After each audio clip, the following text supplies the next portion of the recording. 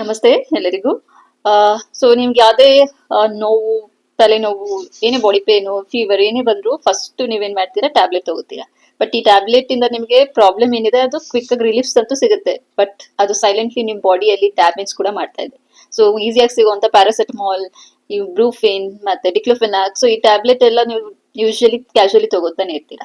So ಇದರಿಂದ side effects ಏನಾಗುತ್ತೆ ಗೊತ್ತಾ? ಸೊ ಈ ಸಿಂಥೆಟಿಕ್ ಟ್ಯಾಬ್ಲೆಟ್ಸ್ ನಿಮ್ಮ ಲಿವರ್, ಗಟ್ ಲೈನಿಂಗ್ ಮತ್ತೆ ಕಿಡ್ನಿ ಇದನ್ನೆಲ್ಲ ಇರಿಟೇಟ್ ಮಾಡುತ್ತೆ, ಮತ್ತೆ ಆಸಿಡಿಟಿ ಕ್ರಿಯೇಟ್ ಮಾಡುತ್ತೆ, ಮತ್ತೆ BP ಜಾಸ್ತಿ ಮಾಡುತ್ತೆ. ಸೊ ಇದನ್ನ ನೀವು ರಿಪೀಟೆಡ್ಲಿ ತಗೊಳ್ಳೋದ್ರಿಂದ ಏನಾಗುತ್ತೆ, ನಿಮ್ ಬಾಡಿ ಆರ್ಗನ್ಸ್ಗೆ ಇದು ಸ್ಲೋ ಪಾಯ್ಸನ್ ಆಗುತ್ತೆ. ಸೊ ನೀವು ಟ್ಯಾಬ್ಲೆಟ್ಸ್ ತಗೊಳ್ಳಿಂದ ಅನ್ಕೋತಿರ್ಬೋದು ಪ್ರಾಬ್ಲಮ್ ಸಾಲ್ವ್ ಆಯ್ತು ಅಂತ, ಬಟ್ ಆಕ್ಚುಲ್ ಆಗಿ ಸೊ ನೀವು ಪ್ರಾಬ್ಲಮ್ ಏನಿತ್ತು ಅದಕ್ಕೆ ಸಿಂಪ್ಟಮ್ಸ್ ಏನ್ ಬರ್ತಿದೆ ಅದನ್ನ ಸಪ್ರೆಸ್ ಮಾಡ್ತಿದ್ದೀರಾ ಟ್ಯಾಬ್ಲೆಟ್ ತಗೊಂಡು. ಬಟ್ ಬಾಡಿಯಲ್ಲಿ ಇರೋ ಪ್ರಾಬ್ಲಮ್ ಹಾಗೆ ಇದೆ.